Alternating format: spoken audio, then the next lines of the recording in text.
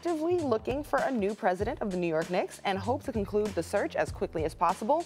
I am not selling, but I am determined to find the right leader for the Knicks who will ensure the long-term success of the team, just as we did with the hiring of Rangers president John Davidson. Oh, my God.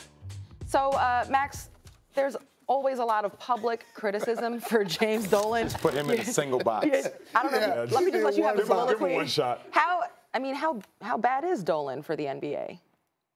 He is an albatross. He's a weight around the neck of the NBA. Understand. Wow. And understand, New York is a market of 20 million.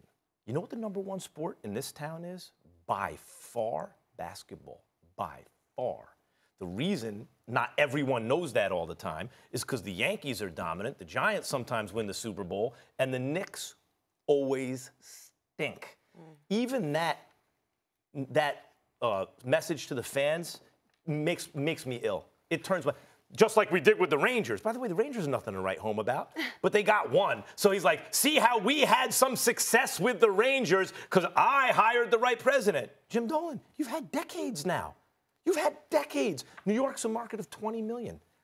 It's like when Chicago's been down, that's a big market. LA, when the Clippers stunk, and the Lakers, if there was a time where they weren't winning championships, all of a sudden you alienate your 3 biggest markets. But New York is bigger than LA and Chicago combined.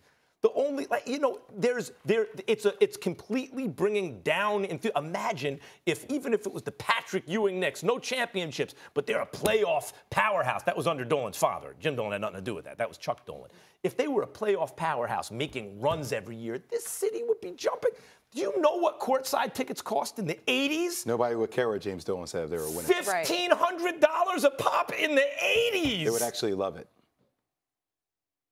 Thank God for the Nets. Because the Nets and KD and Kyrie are bringing excitement to this area. Now the Lakers and the Clippers are starting to have something in LA that's lifting the entire NBA.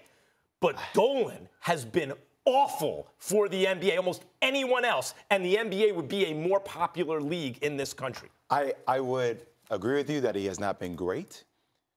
I can't believe I'm about to say this, but I think things are going to turn around.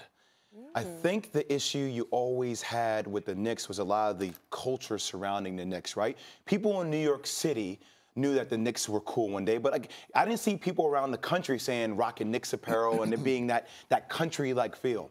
Let me tell you about some things that I think they're doing. I think Leon Rose is a very interesting hire, going with the agent, the Rob Pelinka route that understands cap structure and that type of stuff.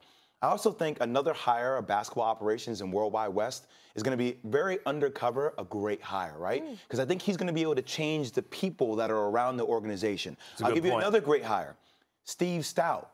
People may not know who Steve Stout is. He worked in the hip-hop industry for a very long time, owns a marketing company called Translation. They're going to rechange and revamp the Knicks logo and their image overall. So I think some of the people that he's had in these places actually are experts in what they're doing. I think they're on the right track. I haven't said the Knicks have been on the right track for a very long time. Guys, the Knicks are so bad that Dolan in New York City, in Manhattan, can't get anyone to take his money. Free agents are like, no, I'm good. I don't need your money. I think it's going to be different, though, if they keep revamping the way they're going right now.